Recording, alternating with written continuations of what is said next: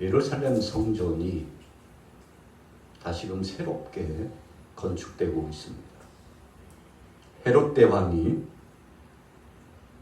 유대인들 중심으로 또 신앙인 종교인 중심으로 단합을 끌어내기 위해서 정치적인 목적이 아주 강했죠.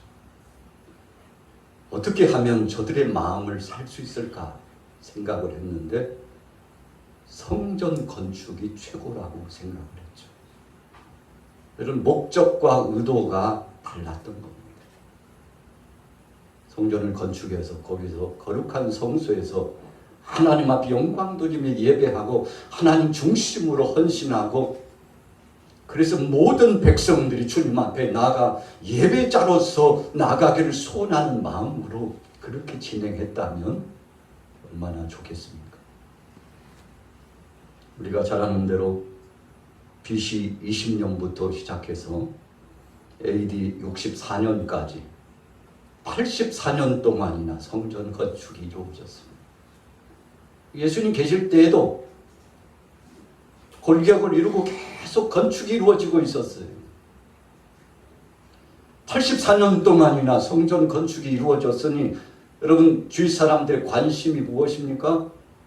성전을 바라보고 그 형상화된 성전을 바라보고서 소원을 품고, 어찌 보면 성전 그 자체가 우상이 되어가지고 하나님 앞에 영광을 돌리고 하나님 뜻대로 살아가고 예배자로서 중심을 헌신하는 것보다도 성전 이 건물 자체가 우상이 돼가지고, 이야 대단하다. 어떻게 저렇게 크게 지을 수 있을까? 어떻게 저렇게 아름답게 지을 수 있을까? 여러분, 그래서 크게 지은 성전을 떠올리면서 금으로 장식까지 하면서 아름답게 지어진 성전을 보면서 마음의 위로도 삼고 자긍심도 갖고 자부심도 있고, 어쩌면 그것 자체가 예배인 것이냐 그렇게 생각하고 본질이 왜곡된 삶을 살고 있었던 것이죠. 예수님께서 오늘 본문에 보니까 성전에서 나와보셨다고 했죠. 제 아들이 조조조조 따라오면서 주님 앞에 다시 한번 성전을 부각시켰습니다.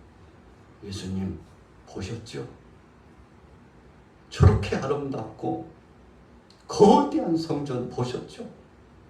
그럼 제자들은 예수님 앞에서 성전의 의미 부여를 올려드리면서 자랑 삼아서 그렇게 주님 앞에 함께 대화의 장을 열어갔죠. 예수님 뭐라고 말씀하셨습니까? 너희가 저 성전을 보았느냐? 그러나 바로 저 성전이 돌 위에 돌 하나도 남기지 않고 다 무너뜨려지게 될 것이다 그랬어요. 여러분, 사람들은 이구동성으로 예수님의 그 말에 촉각을 곤두세웠습니다. 지금 무슨 얘기하는 거야? 지금까지도 성전을 건축해 나가고 있는데, 앞으로도 몇 년이 걸릴 줄 모르는데 그렇게 오래 걸려서 건축하는 성전을 무너뜨리고 나서 예수님 뭐라고 말씀하셨습니까?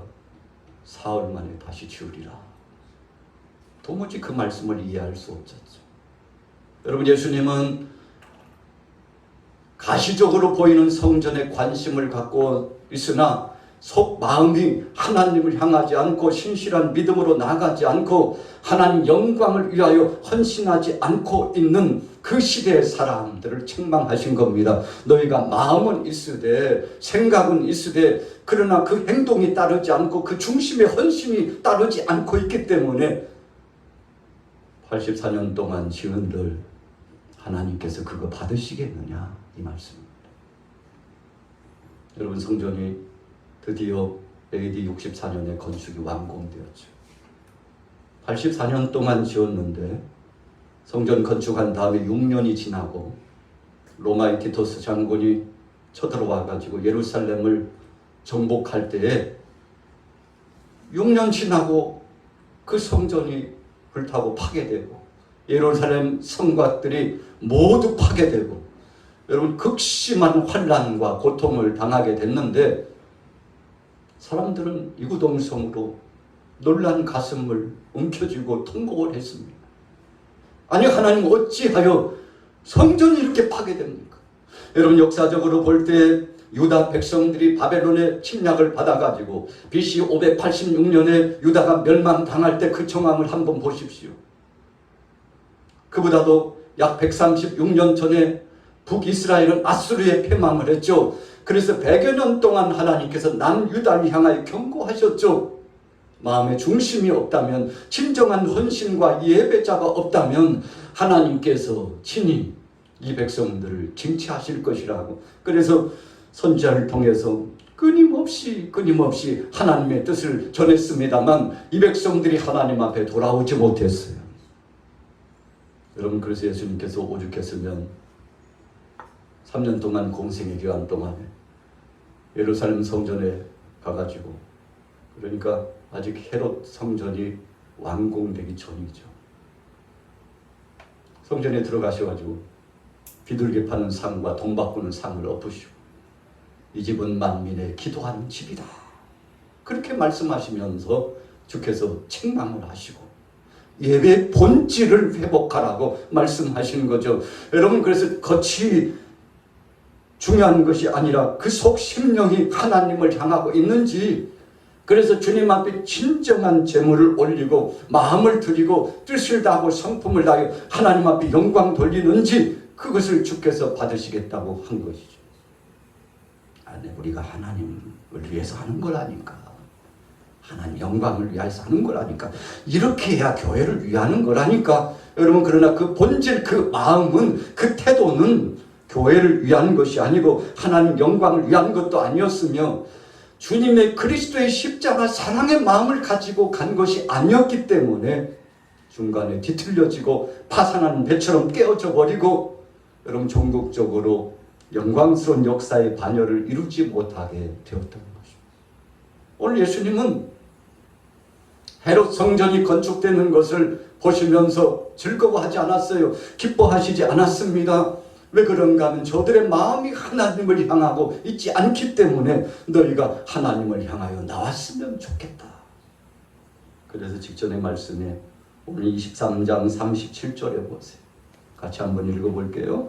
마태복음 23장 37절부터 읽습니다. 시작. 예루살렘아 예루살렘아 선지자들을 죽이고 내게 파송된 자들을 돌로 치는 자여, 암탉이 그 새끼를 날개 아래 모음같이 내가 너의 자녀를 모으려 한 일이 몇 번이더냐. 그러나 너희가 원하지 아니하였도다.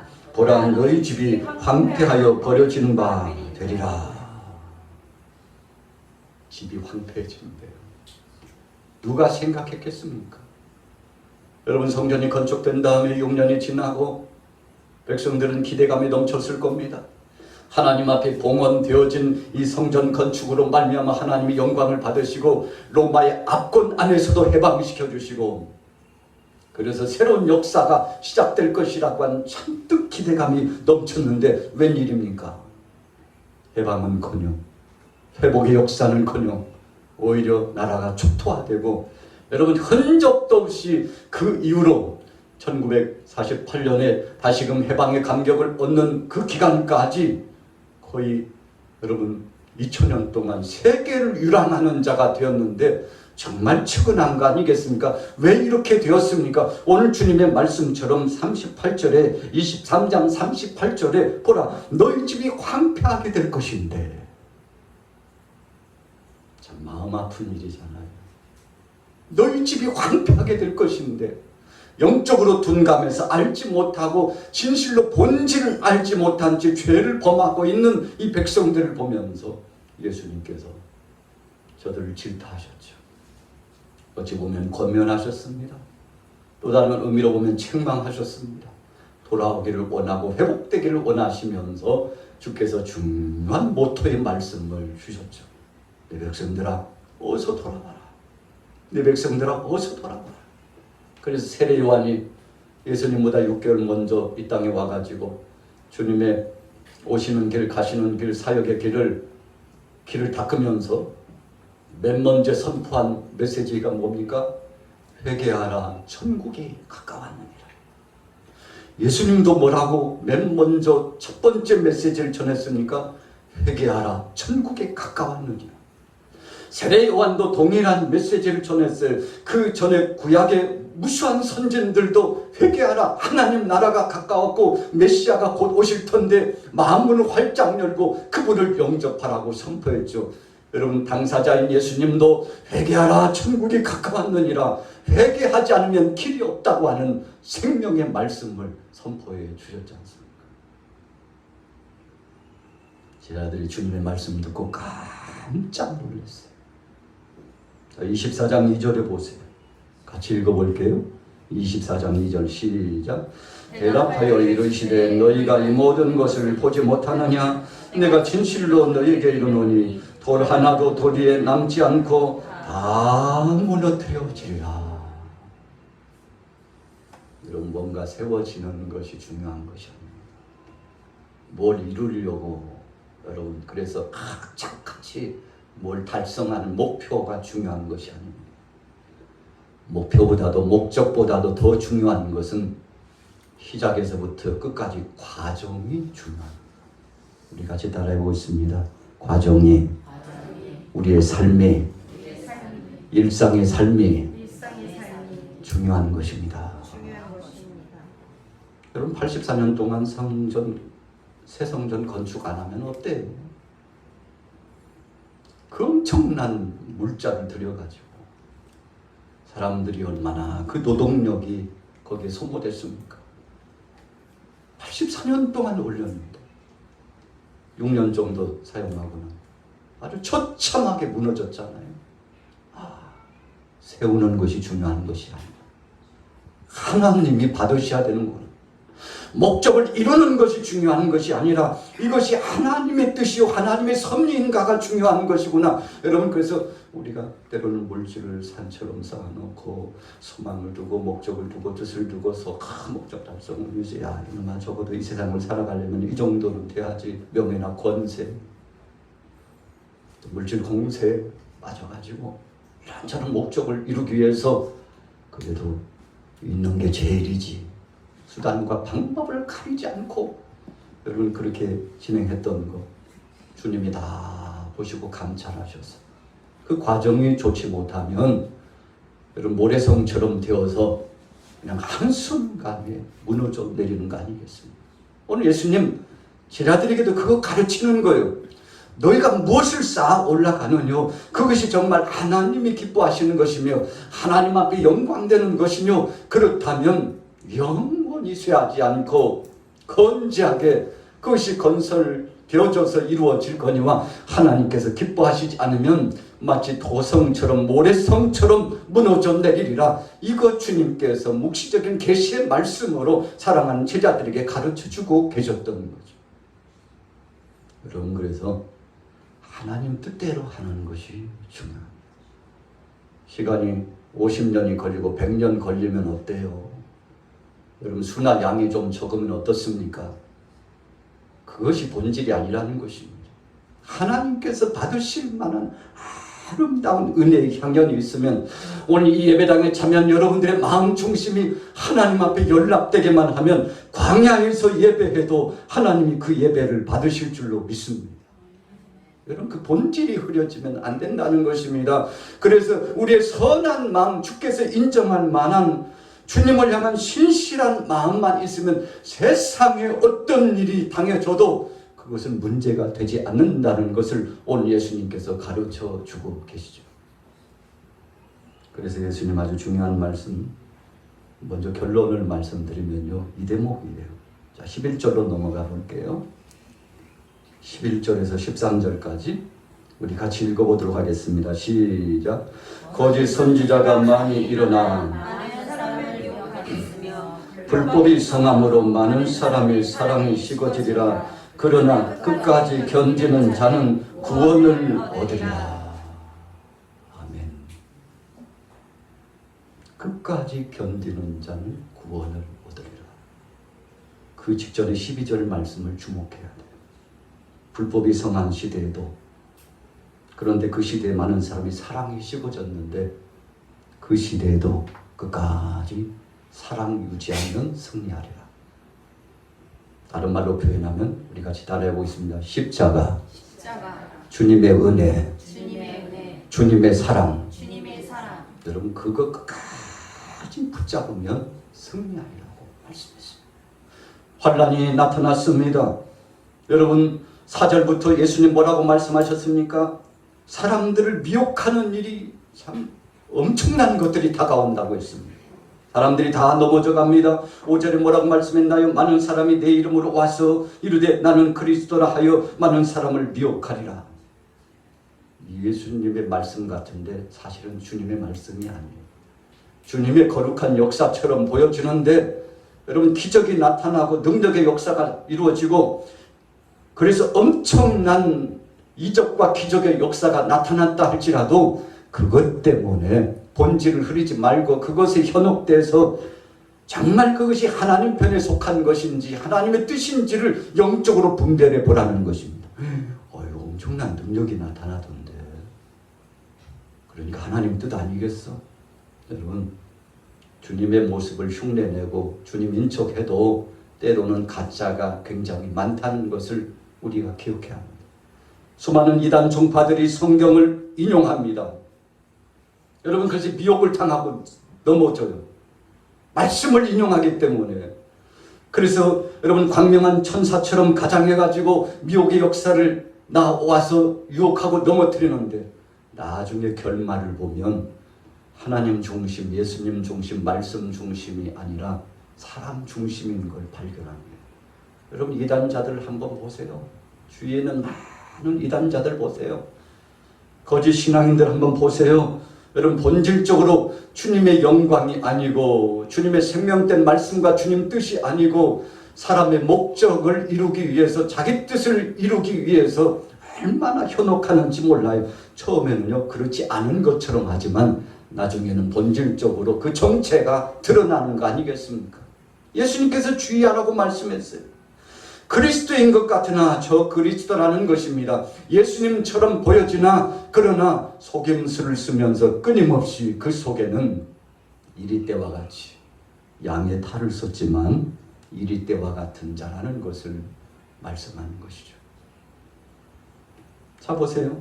6절에서 8절 같이 읽습니다. 6절 시작.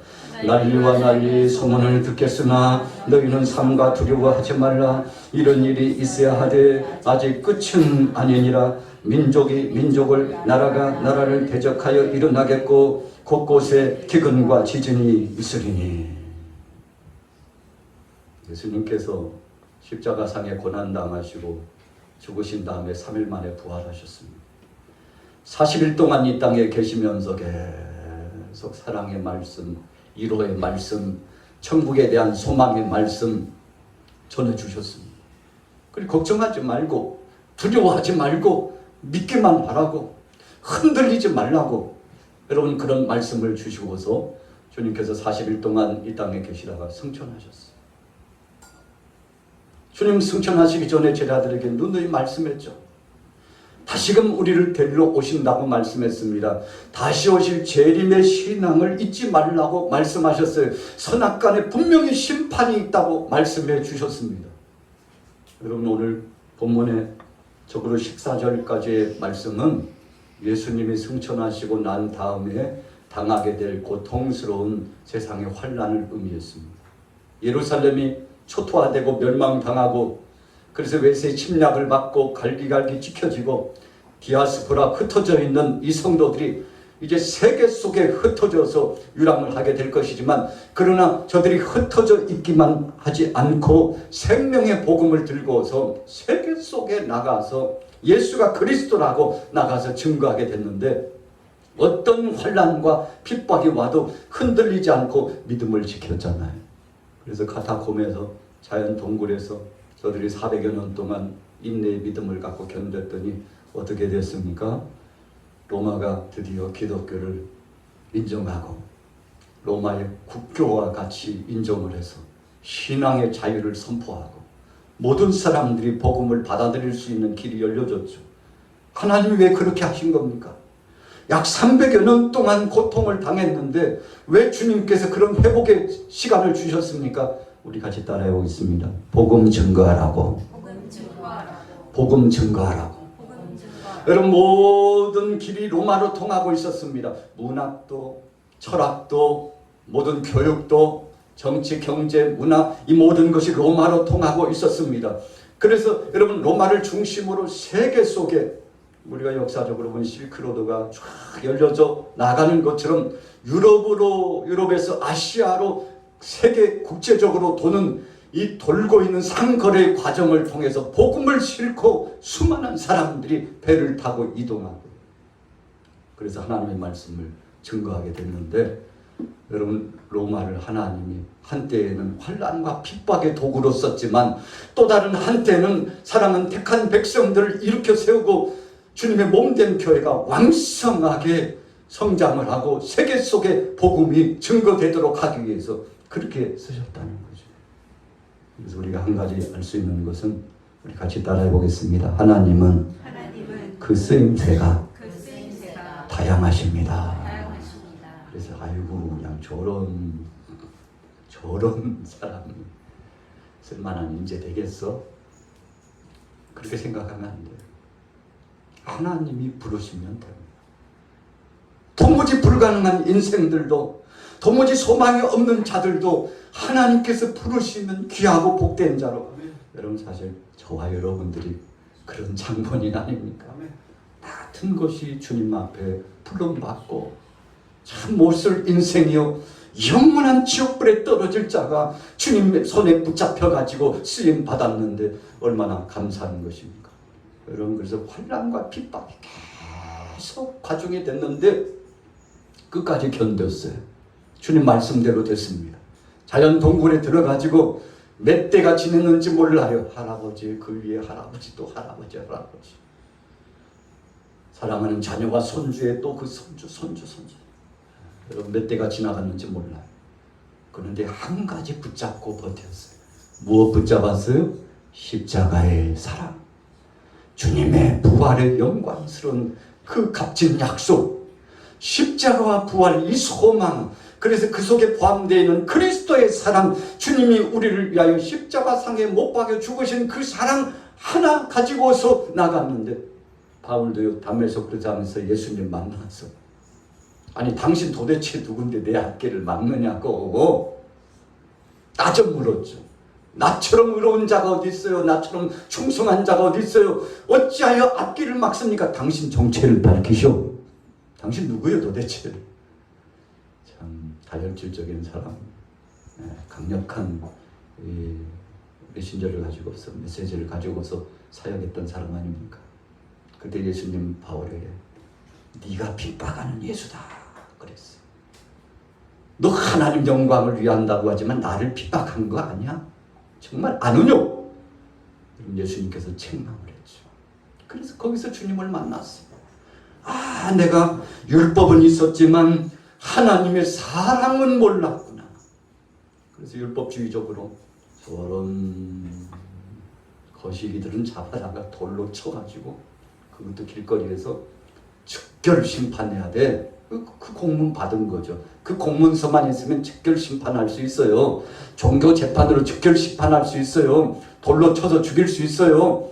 여러분 그래서 대제사장에게 공문 받아가지고 그 사역 진행하려고 지역마다 가서 이 일을 도모했던 바울이 나중에 깨달았죠. 나는 율법은 알았지만 하나님의 사랑은 몰랐구나. 여러분 우리가 신앙생활 하다 보면 율법주의에 빠질 때가 많아요. 그래서 무수한 사람들을 정죄해요. 그래서 나는 의인인데 저런 불의한 자들은 용서할 수 없다고 이런 율법주의에 빠지면 여러분 신앙인이 아주 엄청나게 잔인해지는 겁니다. 여러분 믿음의 사람이 얼마나 잔인해진지 몰라요. 세상 사람도 그렇게 안 하는데 믿음의 사람이 엄청나게 잔인해집니다. 그 말하는 것이며 행동하는 것이며 이루 말할 수 없이 잔인한 행태가 나타납니다. 왜 그렇습니까? 율법은 있지만 그 속에 나를 위하여 1만 달란트를 탕감해 주신 주님의 그 사랑이 내게 한편에 있다는 사실을 이해하지도 못하고 받아들이지도 못하고 깨닫지도 못하기 때문에 여러분 정죄하고 그리고 대적해 나가는 거죠. 극심한 환란이 왔습니다. 복수의 칼날을 갖고 야 우리도 군사를 조직하자고 당하고만 있을 수 없잖아. 칼을 준비하고 창을 준비하고 무기를 준비해. 야간이라도 가서 기습해서 복수하자고. 우리도 살아남아야 되잖아. 여러분, 이런 마음을 우리 크리스찬들이 가졌다면요, 복음 증거의 사역 실패했을 겁니다. 여러분, 바울이 그런 마음을 가졌어요. 그런데 다메섹 도상에서 사랑의 주님, 십자가를 지신 주님을 만나고 나서 눈에서 비늘 같은 것이 떨어져 나갔다고 그랬습니다. 하나님의 사랑, 주의 종 아나니아를 통해서 바울에게 안수하니 비늘 같은 것이 떨어져 나갔는데 새 사람이 되었다는 것입니다. 과거에 자신이 생각했던 잘못된 삶의 반경, 율법주의적으로 정죄하면서 끊임없이 대적의 마음을 갖고 살아갔던 자신의 이 속심령이 싹 물밀듯이 씻어지고 불처럼 태워지고, 그래서 새 사람이 되어서 이제부터 바울이요, 그리스도의 십자가 외에는 자랑하지 않겠습니다. 그랬어요. 가말리엘 문화의 출신입니다. 로마의 시민권자입니다. 바리새인 중에 바리새인이라고 그랬습니다. 그런데 그리스도의 사랑 외에는, 십자가 외에는, 예수님 외에는 자랑하지 않겠다고 다 내려놨는데, 무엇처럼요? 배설물처럼.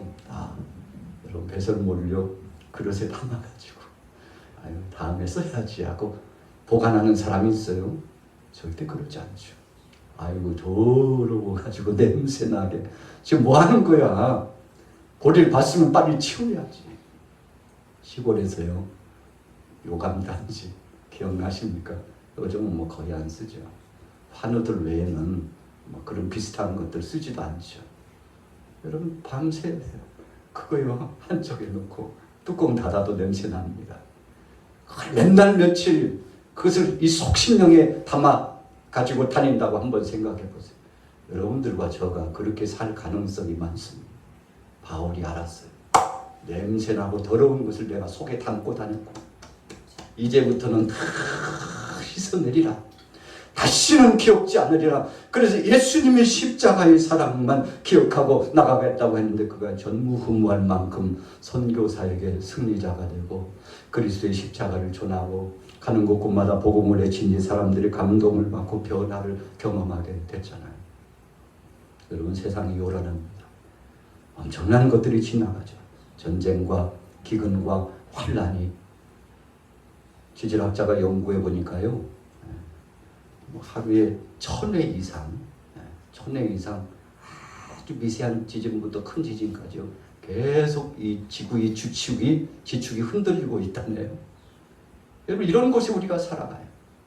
우리가 건강한 것 같지만 우리 몸에는 우리를 저해하고자 하는 바이러스들이 무수히 이 속에 포함되어 있어요. 그러나 하나님께서 우리를 지켜주시고 우리를 안전케 하시고 주님이 보호해 주시기 때문에, 여러분, 그래서 우리가 쌓아놓는 것 중요하지만, 가지고 있는 것 중요하지만, 더 중요한 것은 이것을 선한 마음으로 활용하는 것이 중요하고, 감사하는 것이 중요하고, 어떤 환난과 핍박과 지구의 지축이 흔들려도 하나님은 살아계시고, 오늘 죽어도 나는 천국에 들어가고 주님의 영광을 위해서 살아가고 십자가만 사랑한다고, 여러분, 이런 마음 품고 나가면 오늘 여러분들은 승리하는 자 될 줄로 믿습니다.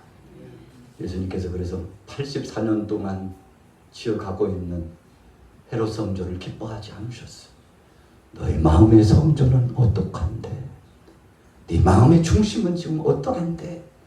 나는 저 보이는 성전보다도 너희 마음의 그 성전이 거룩해지기를 원하고, 너희 마음속에 나를 영접하고 예수 그리스도 안에서, 하나님의 사랑 안에서 믿음으로 진실되게 살아가기를 원한다. 그것보다도 더 중요한 것은 너희의 속심령이라고 예수님 누차의 그 말씀 전해주시기 위해서 오늘 23장부터 24장에 장황한 말씀을 주신 거죠. 결론은 29절부터 31절에 나와 있어요. 자, 말씀 읽고 마치겠습니다. 29절에서 31절 시작.